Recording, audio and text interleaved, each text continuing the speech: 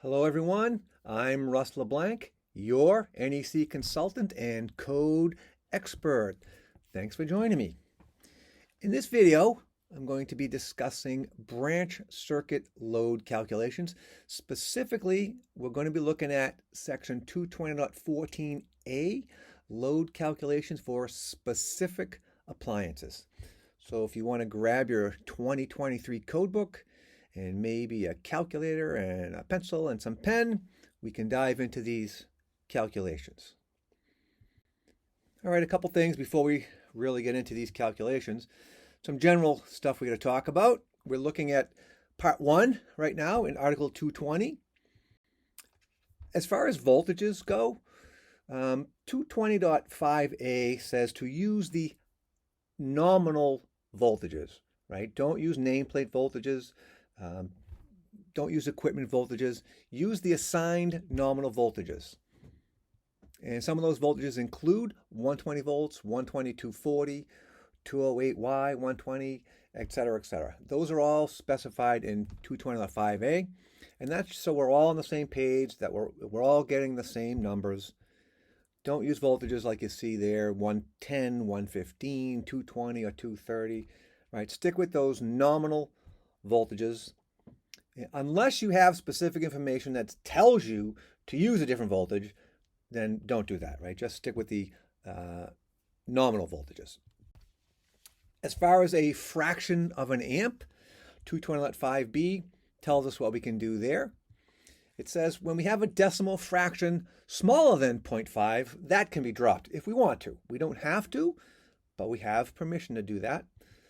So we could really round up, we could round down. Again, depending on what the question might be asking, you might not be able to round up or down, right? Again, if you're taking an exam, the question might be worded in such a way that maybe you can't round down or up. Here's an example of what the code allows us to do. For example, if we had 12.3 amps, right? We do the math, we do this calculation, and we end up at 12.3 amps. We could drop that 0.3 amps and round down to 12 if we want to. We don't have to, but we can if we want to. We can call that a 12 amp load. 12.5 amps can be rounded up to 13 if you want to deal with whole numbers. What we cannot do is something like this. If we had 12.5 amps, we cannot round that down to 12. That is not permitted by code, right? That's a decimal fractions of 0.5 or larger. We cannot drop those. All right, so that's about the only thing that's mandatory. We cannot do that. We can't drop that. There's a couple other formulas that we need to know, especially for these appliances where we have to calculate the amperage because it's not on the nameplate. So just some super basic stuff here. We're going to ignore things like power factor. We'll just say it's unity power factor, so we don't have to take that into consideration. If it's a single phase load, one of the formulas we could use is I equals volt amps divided by volts. Another way we could write that is I equals watts divided by volts, or W divided by E. For three-phase, we have to factor in that three-phase voltage, right? That means the square root of 3 is going to come into play there. And so you see it on the screen. I equals volt amps divided by three-phase voltage. And so it's the voltage times the square root of 3. Because it's three-phase voltage. Square root of 3 is 1.732, blah, blah, blah, blah, blah. We're only going to carry it out to the 1.732. I don't think you need to carry it further than that. Another way to write the three-phase formula is I equals W divided by the square root of 3 times the voltage, or the three-phase voltage. All right, either one of those formulas is okay. So I equals amps, or amperage. VA equals volt amps, and for the purposes of these calculations, we're going to say that volt amps is the same as watts, right? We're just going to take power factor out of it just to keep it simple. Volts is represented by the letter E in these Ohm's law formulas. And 1 kilowatt is equal to 1,000 watts. So if we want to figure out how many watts a nameplate rated in kW is. So if it says, it's 3 kW, how many watts is that? Well, just multiply by 1,000. So a 3 kW nameplate, we multiply by 1,000, that's 3,000 watts. If that's what we want to use. Okay, now we can get into these rules in Article 220, Part 2, and we are looking at branch circuit calculations, not feeders, not services, just branch circuit calculations. And that's important because feeders and services are different. They're not covered in Part 2. They're covered in other parts of Article 220. We're focusing on Part 2, branch circuit calculations. And for this video, we're really focusing on 220.14, specifically 220.14a, but we'll start in 220.14. And this is for any occupancy, dwellings, stores, banks, offices. It really doesn't matter. This is how we calculate the load for branch circuits. It says each branch circuit outlet shall be calculated in accordance with 220.14a through k, and then we add those all together to get the total branch circuit load. For a specific appliance or load, 220.14a tells us what to do. And that's really what we're focusing on in this video. 220.14a, load for a specific appliance. Pretty straightforward. You use the amp rating of the appliance or load served. That's it, right? So you look at the nameplate, that's the value that you're going to use. Sometimes you have to calculate the amperage because it's not given in amperage on the nameplate. It might give you a wattage or a kW, and then you have to calculate the amperage, for example. So let's look at a couple examples. In this example, we're looking at a dishwasher, right? That's a specific appliance. We want to run a branch circuit for this, for example, or at least calculate the load. So we got to find the nameplate, right? So we got to find the nameplate.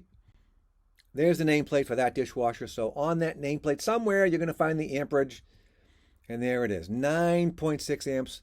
That's it. Just use that as the load for that specific appliance. And then you can take that information and go to Article 210 for sizing branch circuit, wires, and overcurrent protection, or Article 422 for appliances, right? You can take that information and go to all kinds of other places in the code, which that's typically what you do with a load calculation, right? You don't usually just do load calculations for fun. We want to do something with that load calculation, like size wires and breakers and things like that.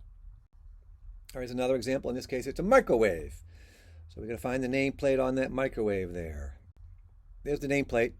Now in the bottom left, right there, you'll see it's not rated in amperage. It's kW, 1.7 kW, and it has the voltage of 120, and that's a nominal voltage as well.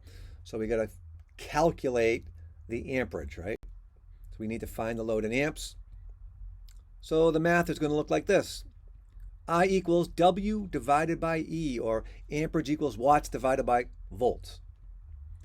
All right, so it's the nameplate is in kW. We want to convert that to wattage, so we multiply by 1,000. So it's 1.7 kW. That's the equivalent of 1,700 watts, or 1,700 watts. Same thing, just another way to say it. So watts divided by volts. 1,700 watts divided by 120 volts. Our amperage for this microwave is 14.16 amps. We could round it down and say 14 if we want to. You absolutely have permission to do that. We could say it's a 14 amp microwave. And we can take that information and go to Article 210 for sizing wires and sizing breakers, et cetera, et cetera, et cetera, whatever you want to do with that information. But that's the calculated load, 14.16 amps, or if you want to call it 14, you can do that. You can drop that small fraction there. Here's another example. It's a water heater. It's a small under cabinet style, but there's still a significant draw for even just a small water heater like that. If we look at the nameplate, there's the nameplate for that water heater. We've got to find either the amperage or the wattage and figure it out. In this case, it's wattage, right? There's no amperage, so we have to figure out what the amperage is. All right, so the math is going to look like this. Amperage equals watts divided by volts, or I equals W divided by E. So watts divided by volts, that's 12 amps. That's a 12 amp load, and we can take that information and go to 210, 422, whatever we want to do with that information, right? We bring that load calculation to another article, and we can do all kinds of stuff with that information. Here's another one. This is a commercial toaster, right? And there's the nameplate there. Again, no amperage, so we have to figure it out. I equals W divided by E, or watts divided by volts. 2,700 watts divided by 208 volts. This is single phase. It's just straight 208 volts single phase. It's not three phase, so we don't have to worry about the square root of 3. This is a 12.9 amp toaster. We could round up and say 13 if we want to. You can do that. And then you take that information and go to Article 210 or 422 or whatever you want to do with that information. Size wire, size overcurrent protection, etc., etc.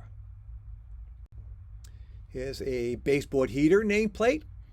And if you look in the bottom left there, the amperage is right on the nameplate, so we don't really have to do any math. We just use that and we're good to go. 6.3 amps. All right, so one heater is 6.3. If there were two heaters, then it would be 6.3 amps times 2. If there were three heaters, it would be 6.3 amps times 3, etc., etc., etc. And then we could take that information and, again, go to Article 210. Or in this case, because it's a fixed electric space heater, we could go to Article 424. There's a whole bunch of rules there about fixed electric space heating, like a baseboard heater. Or even this type of heater. This is a nameplate for a heater blower, right? So it's a heater with a fan that blows the air into the room. Still Article 424. And if we look at the nameplate, it's 480 volts, 10,000 watts or 10 kW, no amperage, so we have to figure it out. This is three-phase. This is a three-phase load, so we're going to factor in that square root of 3 somewhere in the formula there. So if we do the math, it's going to look like this. I equals volt amps divided by the bottom number, or the next number is going to be the square root of 3 times the voltage. That's the three-phase volts. Another way to write this formula is I equals W divided by voltage times square root of 3. Right, that's the three-phase voltage. And again, we're just going to say that the volt amps is the same as watts in this case, just for simplicity, right? Just for these calculations. So we have a 10,000 watt heater divided by 480 volts three-phase. And so there's the square root of 3, that 1.732. That's the square root of 3. If I do the math, 480 times the square root of 3 is 831. So it's 10,000 watts divided by 831 for our voltage, because it's 480 volts three-phase. This is a 12 amp heater. And we can take that information and go to Article 424 and maybe size wires for the branch circuit for this fixed electric space heater, or size overcurrent protection. Whatever you want to do with it, right? That's the calculated load, though. And that's about it for this video. Thank you for watching. For more information, please visit russleblanc.net. I'll see you in the next video.